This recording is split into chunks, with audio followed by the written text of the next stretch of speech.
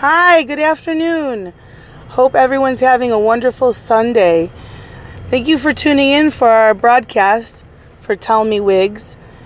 This is Abby here, the Wigster, broadcasting live, although it may be pre-recorded when you hear it.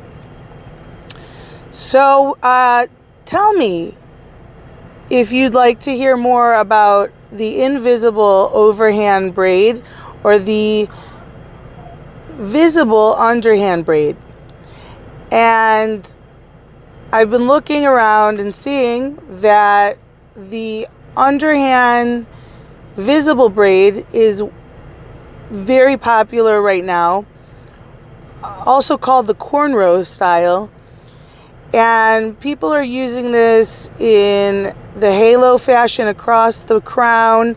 And also very popular is a neat part down the back of the hair and two long cornrow style braids on each side, sometimes with colors, with the roots showing. And what I wanted to say about being a wigologist is that you also want to take care of your own hair, and it's very important. It's part of the whole process. It's not separate from the process. It's part of the process. And the reason why it's part of the process is that your own hair is really just so much a part of you. But it also can become naked. And one of the best things to do as a mom, and what we call wig therapy, is to use a wig the way that you want to look day in and day out.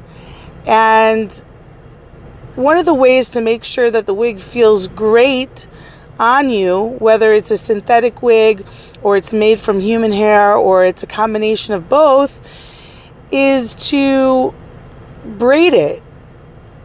And when you braid it, you have a couple different options. There's many different styles of braiding.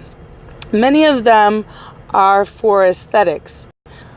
But two of the most popular ones are the invisible overhand braid, which is also called a French braid often, and the underhand visible braid, which is often called cornrow.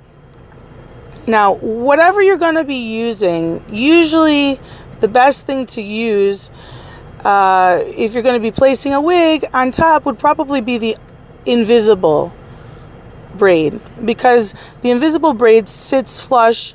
The braid sits more flush. It's invisible. It's underneath the hair, the braid itself.